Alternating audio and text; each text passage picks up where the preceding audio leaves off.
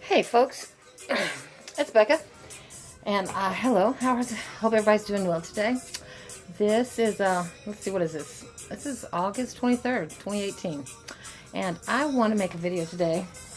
I like to stick to the walkaway idea, but I think we need to do a lot more than walk away. I think people need to start freaking running away, and more than that, I'm really concerned about, what's going on.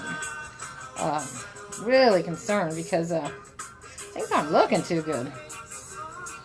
Not looking good. And we need to understand some things. And people don't understand things right now, especially young people. The main reason I'm wanting to make these videos is because my kids can't hear me right now. So I'm making videos for when they can. And I'm hoping that other people's kids maybe can. Because we're all somebody's kids, you know what I mean?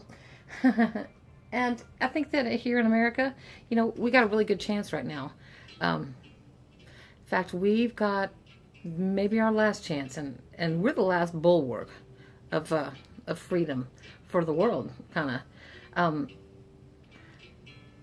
was reading over the Declaration of Independence and the Constitution, and there's a thing in the Constitution that says, when a government becomes unbearable, or when a government becomes corrupt, that we as citizens have to have a duty to overturn it, have a duty to fix it.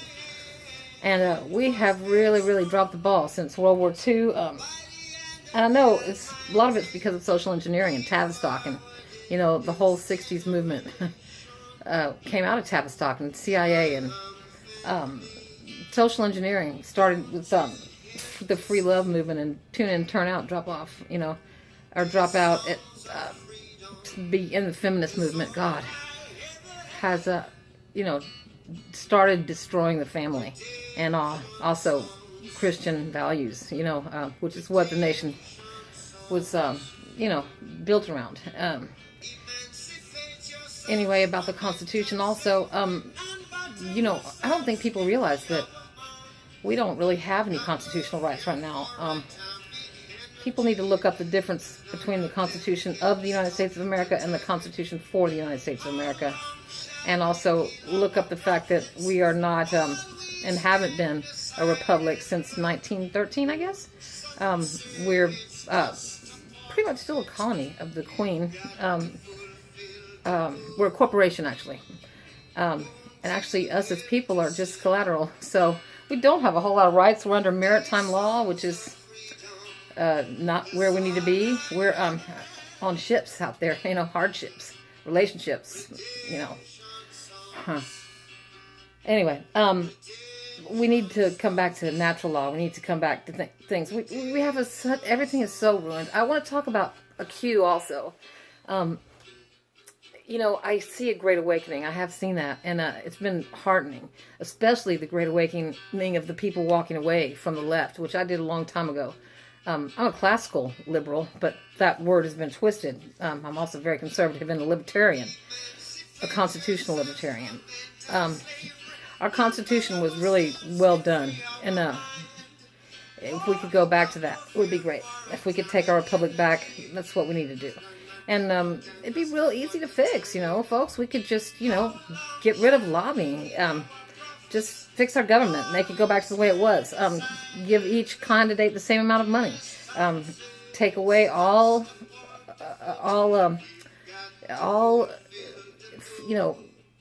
campaign financing. Take away all of the things. Give each candidate the same amount of money, and not allow any special interest to pay senators or pay anybody for time or any other thing. We need to also get rid of this two-party system. Or if we can't, we need to add some more or something, because it's just ridiculous. And we need to fix our schools, because kids, a lot of people don't understand our history, We see this crazy Democratic left. These people talk about the right, or the alt-right, as being racist, and they don't even understand their history. They don't even understand that the Republicans were the ones that were fighting slavery.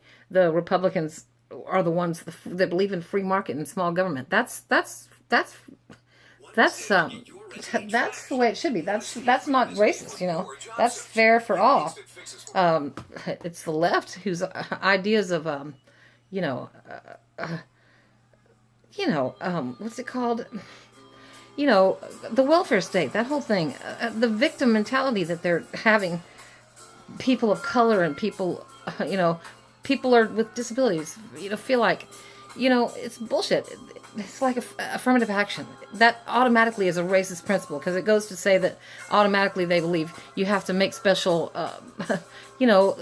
special breaks for people of color or whatever, or even women sometimes because, they're obviously not as good as white students. You need to let their standards be lower and so on and so forth. That's just ridiculous.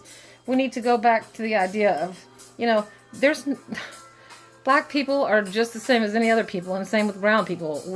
We conservatives we're not racist. We believe in free market and small government. Free market means you work hard, you do well. Man, black people, y'all need to understand your history, man. Y'all were kicking ass after the Reformation got over, like in the 20s and 30s.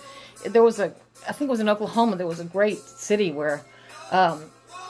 There was just tons of, you guys had your own banks, you guys were doing really well, black companies, black banks, black businesses, and, the big banksters wanted in on that. They ended up shutting that down horribly, and like they usually do with shutting down, whoever they can't, they steal what they can't have, you know how they are.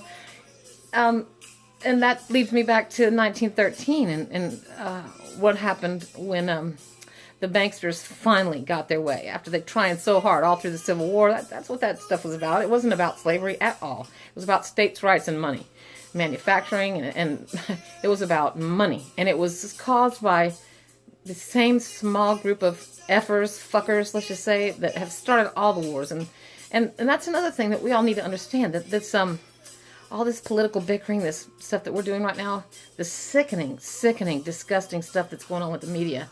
When I grew up, there was this thing that journalism had standards. You had to vet your stories. You had to vet a story. You had to fact check a story. You couldn't print stuff as truth unless it was, or you could be sued for. You can't do that. It's against the rules.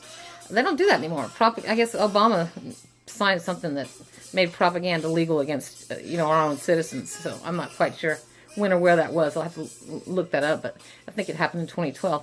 But propaganda was only supposed to be legal for our government to use against foreign citizens. Well, it's a joke. But what they call journalism now on the mainstream is not anything like journalism. That's like the Ministry of Truth. It's from Orwell's 1984. That's like doublespeak. It's like doublethink. It's pure brainwashing propaganda, and it's dangerous. All media now, even social media is getting bad.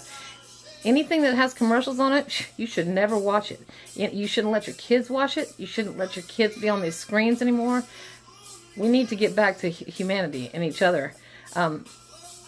This all, I know it's hard for me. You'll have to forgive me because I'm really bad at making a communicator. I'm not very good at it. I tend to get excited and go off on tangents, but all this stuff is interconnected, and people, all this stuff that's going on right now, with the left and this insane stuff that's going on with the violence and those Antifa people calling Trump supporters racist and Nazis. Those are the folks that are coming out like jackbooted Mussolini brown shirts or Hitler's brown shirts. They're the ones coming with sticks and masks on their faces. They're the ones beating people up without speaking. Since when in America could we not have a conversation between differing opinions? Okay, this whole thing that has happened in our colleges and in our world, I think it stems from political correctness and all this, which is more Tavistock crap, more social engineering. The stuff that's Marxist, communist stuff is what it comes down to. Big government, taking away, losing property rights, losing rights. I mean, so Obama got rid of habeas corpus also. I'm not sure why.